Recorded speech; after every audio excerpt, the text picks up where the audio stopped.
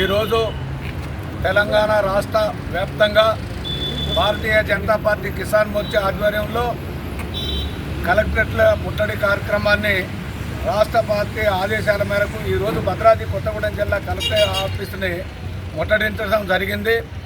కాంగ్రెస్ ప్రభుత్వం ఏదైతే ఎన్నికల ముందు వాగ్దానం చేసిందో ఫసల్ బీమాని కేంద్ర ప్రభుత్వం అమలు చేయమని బడ్జెట్ కేటాయించిన ఇక్కడ రాష్ట్ర ప్రభుత్వం గత ఏడాదిన్నర నుంచి ఫసల్ బీమా అమలు చేయకపోవటం, భద్రాద్రి జిల్లా ఏజెన్సీ జిల్లా, భద్రాద్రి జిల్లాకి ఇరువైపులా గోదావరి ఉన్నది.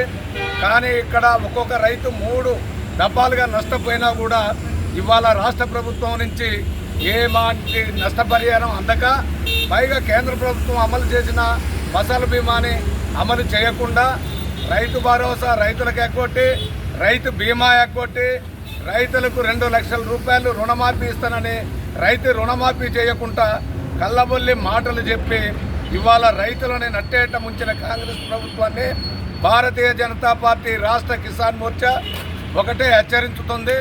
నువ్వు మొత్తం అబద్ధాలు ఆడి ఇవాళ అధికారంలోకి వచ్చావు. మేము రాబోయే రోజుల్లో భారతీయ జనతా పార్టీ కిసాన్ మోర్చా ఆధ్వర్యంలో అనేక రైతుల పక్షాన అనేక ఉద్యమాలు చేసి మీ రాష్ట్ర ప్రభుత్వం మెడలుంచుతామని ఈ సందర్భంగా తెలియజేస్తున్నాం.